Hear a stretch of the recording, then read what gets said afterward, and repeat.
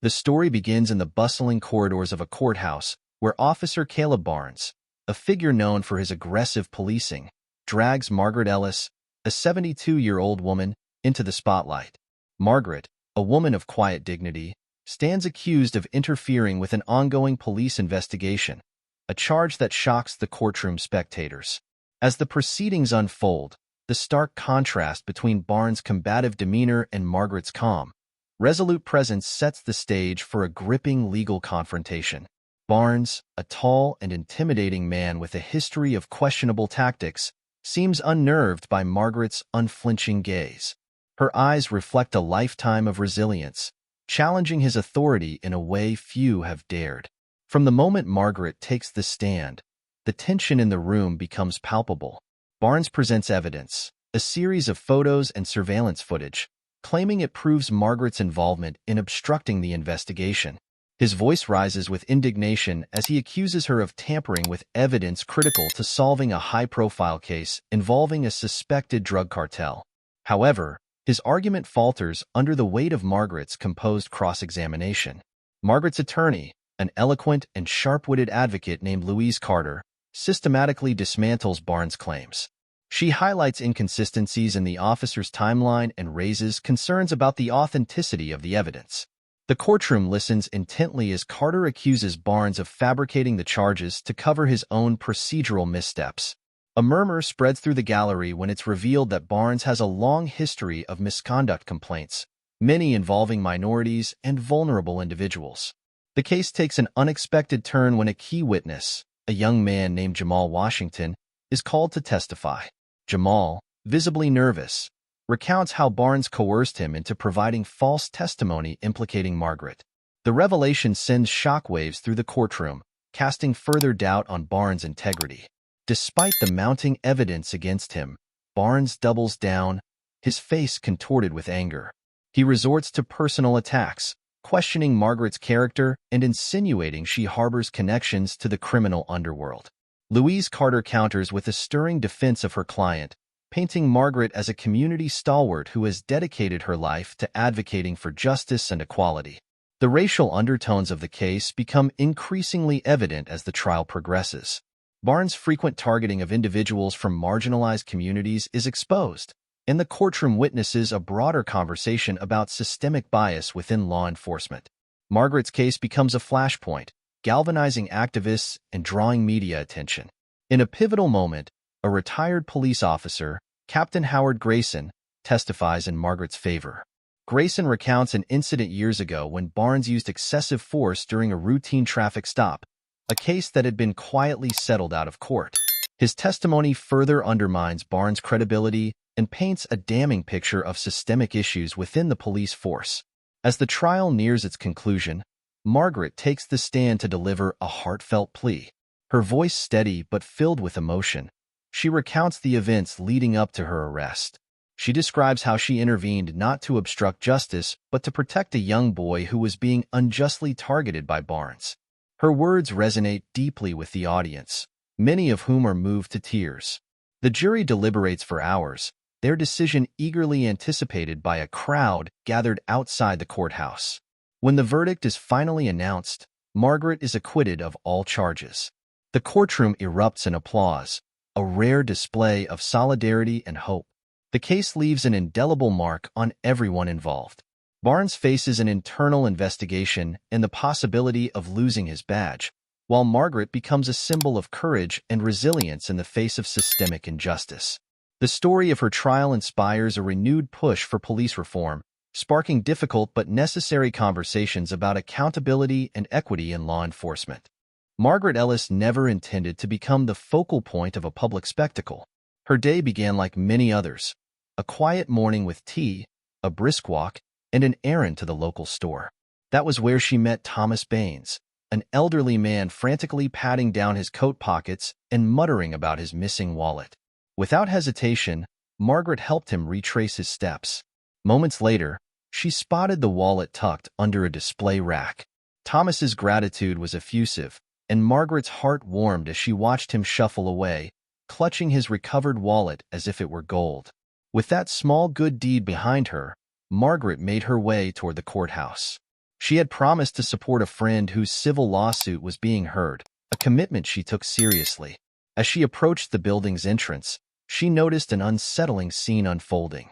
Officer Caleb Barnes, whose face had become infamous in her community, was leaning over a teenage girl, his towering figure looming in an aggressive stance. The girl, no older than 16, clutched a faded backpack to her chest, her eyes wide with fear. Margaret's steps slowed as she watched Barnes jab his finger toward the girl, his voice sharp and cutting, though the exact words were lost amid the buzz of morning traffic. Margaret hesitated only for a moment before deciding to intervene. She approached calmly, her cane clicking against the pavement with each step, and stopped a few feet from Barnes and the girl. "Excuse me, officer," Margaret said, her voice steady despite the tension in the air. "Is there a problem here?" Barnes turned sharply, his face already twisted in irritation. "Ma'am, this is none of your business. Step back." Margaret stood her ground, her expression unflinching. "When I see a child being intimidated, it becomes my business." "What's the issue?" The girl, who introduced herself as Emily Carter in a trembling voice, barely managed to explain between Barnes' interruptions. She had been waiting outside for her mother, who was attending a court hearing. Barnes had demanded to know what was in her backpack, accusing her of loitering with suspicious intent. Margaret's eyes narrowed. Suspicious intent? She's standing in front of a public building. Unless you've got more than your hunch, this sounds like harassment. Barnes bristled, stepping closer to Margaret, his voice dropping to a menacing growl. "Do you have any idea who you're talking to, lady?"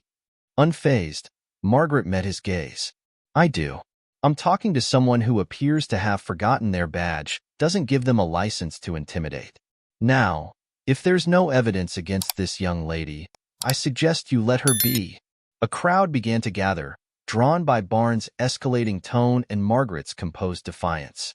Among them were Thomas Baines, who had just finished filing a police report about his wallet, and Louise Carter, the sharp-tongued attorney who had represented Margaret in her own recent case. Louise, upon recognizing the scene, quickly stepped in. "What's going on here?" Louise demanded, her tone sharp as a blade. "Officer Barnes, you're aware this is bordering on an unlawful detention, aren't you?" Barnes turned to Louise, his face flushing with anger. "She looks suspicious. That's all the reason I need." Louise scoffed. "Looks suspicious? Because she's a young black girl standing outside a courthouse? That's your justification?" Her voice rose, drawing more onlookers. Margaret stepped closer to Emily, her hand resting lightly on the girl's shoulder. "Don't be afraid, dear. You've done nothing wrong." The tension in the air was palpable. Barnes, clearly flustered, barked, "Back off, all of you. I'm conducting an investigation." "Into what?" Margaret pressed. "A teenager waiting for her mother? Or are you just hoping to assert your authority over someone who can't fight back?" The crowd murmured in agreement, emboldened by Margaret's words. Thomas Baines spoke up, his voice shaky but firm. "I saw her standing here earlier. She wasn't doing anything wrong." Barnes shot him a glare but was quickly cut off by Louise. "Officer, if you have evidence, produce it. If not, I suggest you walk away before you dig yourself into another complaint." Emily, emboldened by the support, managed to find her voice. "I wasn't doing anything. I just came to bring my mom her lunch." Barnes opened his mouth to retort, but the courthouse doors swung open, and a stern voice rang out. "What's going on here?" It was Captain Howard Grayson, the retired officer who had testified in Margaret's favor during her trial. Grayson's presence shifted the dynamics instantly.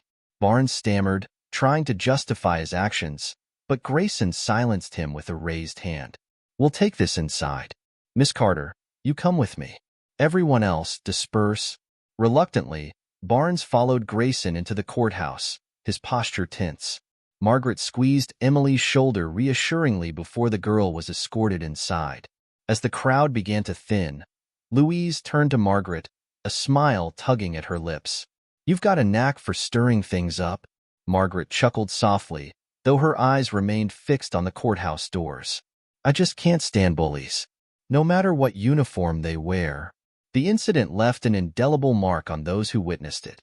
For Margaret, It was another step in a journey she hadn't anticipated but couldn't shy away from. For Barnes, it marked the beginning of a reckoning long overdue.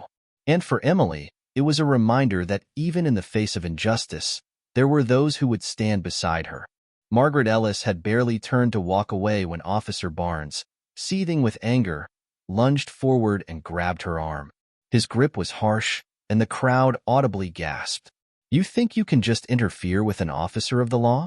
Barnes barked, his voice echoing in the now silent courtyard. "Now you'll answer for this in court." Margaret, though startled, stood firm, her face set with calm determination. "Let go of my arm, officer," she said, her voice measured but resolute. Barnes tightened his grip. "Not until you learn that meddling has consequences." Louise Carter, standing nearby, surged forward, her sharp legal instincts flaring. "Officer Barnes, unhand her immediately," she demanded. "This is unnecessary force, and you know it." But Barnes ignored her. The scene grew tenser as the crowd, a mix of onlookers and courthouse attendees, began murmuring. Words like racist and bully rippled through the gathering.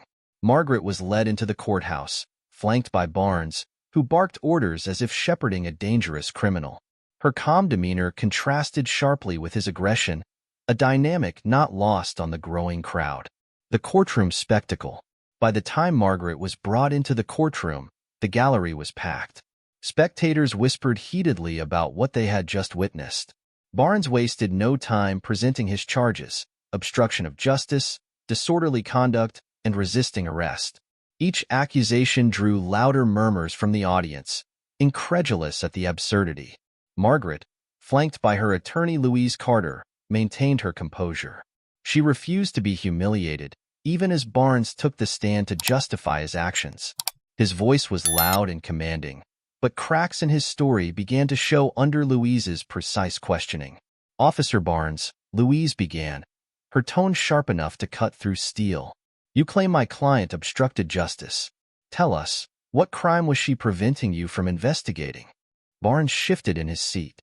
The young woman, Emily Carter, matched the description of someone involved in a burglary nearby. Louise raised an eyebrow. "Matched the description? Could you clarify what that description was?" Barnes hesitated. She had a backpack and was loitering suspiciously." The gallery erupted into hushed laughter and gasps. Someone in the audience muttered, "That could be anyone." Louise pounced. "So, you detained a young black girl because she had a backpack? Are we to understand that your only justification for harassing her was her presence in a public space?" Barnes' face flushed. "I was doing my job." Louise pressed on. "And Margaret Ellis, a 72-year-old woman, what crime did she commit to warrant your grabbing her arm and dragging her into court?" Barnes stammered, his confidence eroding. "She interfered with police proceedings." By asking a question, Louise interrupted. "Is that now a crime?" The murmurs in the crowd grew louder. Thomas Baines, sitting in the gallery, leaned toward a nearby spectator and whispered, "This is a disgrace." The turning point. As the trial dragged on, Louise called her own witnesses. Emily Carter, visibly shaken but determined, testified about the incident outside the courthouse. "He just started yelling at me," Emily said, her voice quivering. "I didn't do anything. I was waiting for my mom." Louise nodded sympathetically. "Did Officer Barnes provide any reason for detaining you?" Emily shook her head. "He kept saying I looked suspicious, that I had to prove what I was doing there. I was scared." The gallery's outrage was now audible, with quiet but heated conversations rippling through the seats. Captain Howard Grayson, the retired officer, was next to testify. His calm and authoritative presence lent weight to his words. "I've known Caleb Barnes for years," he began, his voice steady, "and I've seen him use his badge to intimidate and harass. This incident is no different." Barnes shot Grayson a venomous glare, but Grayson continued undeterred. "Margaret Ellis did nothing wrong. She acted out of concern for a child being bullied by someone in a position of power." The final blow.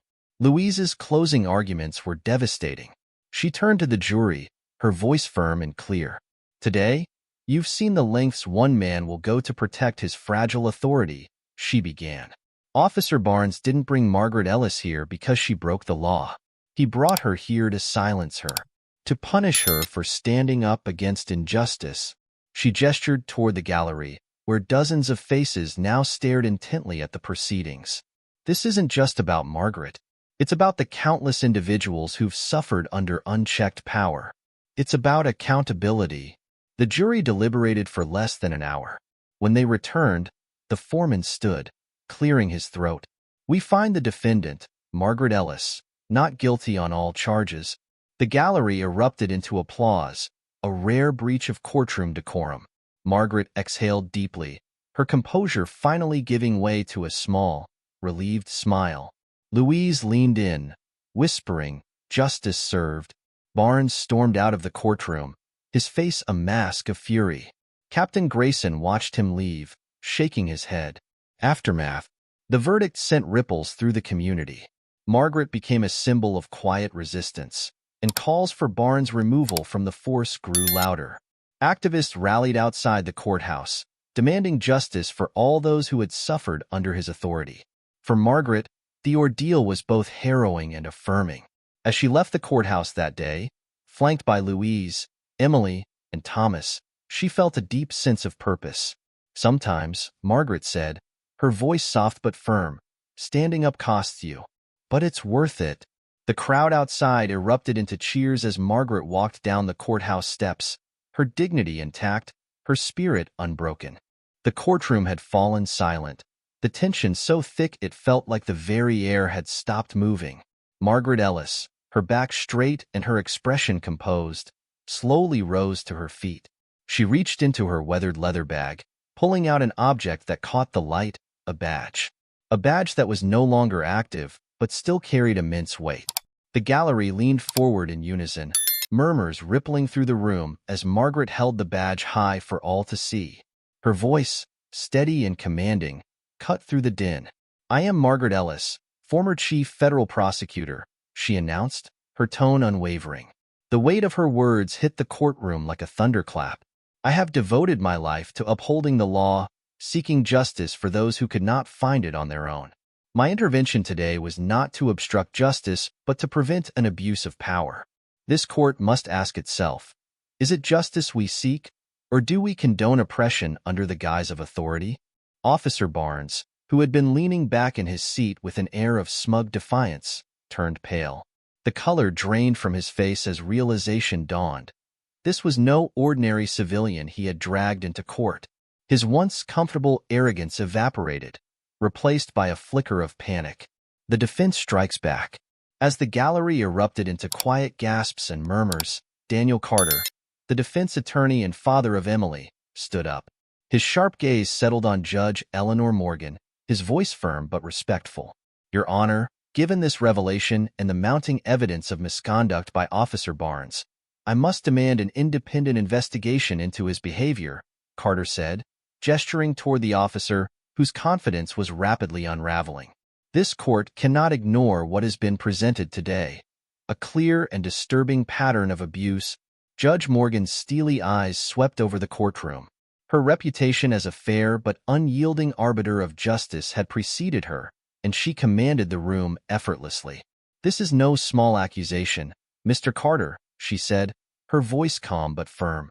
"But given the evidence presented and Ms. Ellis's credentials, I agree that these matters warrant closer examination." She paused, looking toward the clerk who had just handed her a stack of new documents submitted moments before. "We will take a short recess while I review this new evidence." Court is adjourned for 30 minutes. The turning point. As the courtroom emptied into the corridors, the atmosphere buzzed with tension and speculation. Margaret sat calmly at the defense table, her hands folded neatly. Daniel Carter leaned toward her, his expression one of admiration. "Pulling out that badge, that was quite the move," he said with a small grin. Margaret smiled faintly. "Sometimes people forget that strength isn't about shouting the loudest. It's about standing firm when others try to push you down." Meanwhile, Officer Barnes stood alone near the corner of the courtroom, his confidence thoroughly shaken. He cast furtive glances toward Margaret and Carter, the weight of potential consequences pressing down on him. Justice delivered. When the court reconvened, Judge Morgan returned with an expression that was both grave and resolute. She wasted no time addressing the courtroom. Having reviewed the evidence, including the submitted documents detailing Officer Barnes' history of complaints, I find the charges against Ms. Ellis entirely without merit, the judge declared. They are hereby dismissed with prejudice. The gallery erupted into applause, but Judge Morgan raised her hand, silencing the room. Additionally, I am ordering a formal investigation into Officer Barnes' actions during the incident in question and prior allegations of misconduct.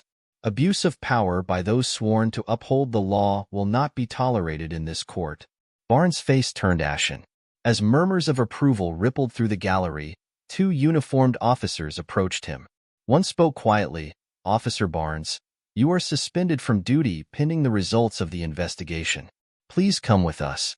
The gallery exploded into a mix of cheers and jeers as Barnes was escorted out.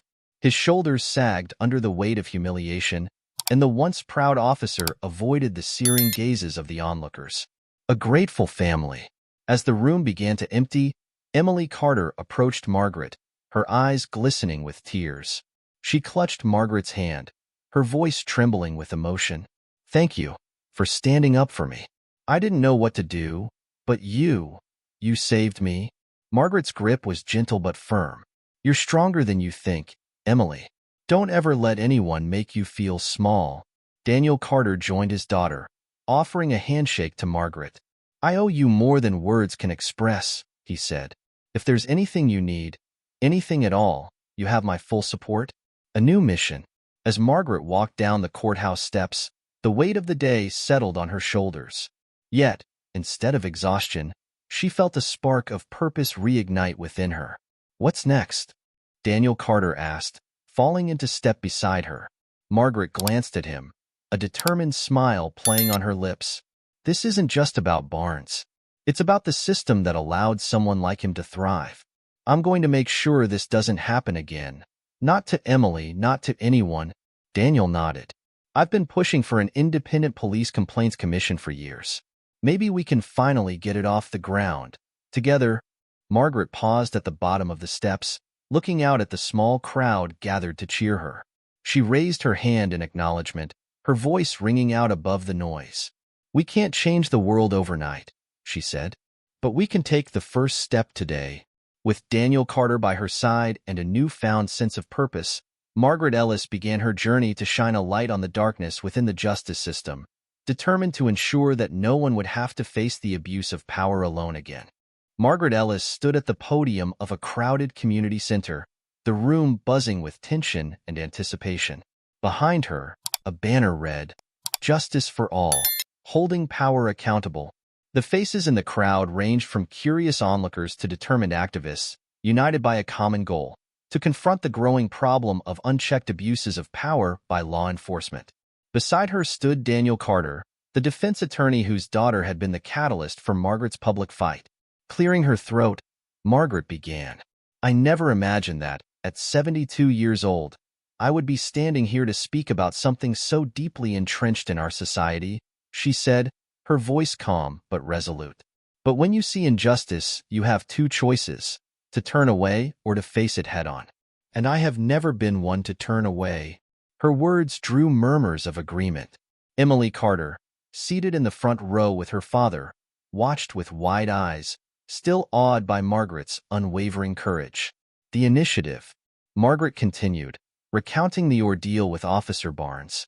She described how her intervention to protect Emily from racial profiling had spiraled into baseless charges against her, and how the system had allowed someone like Barnes to wield unchecked power for so long.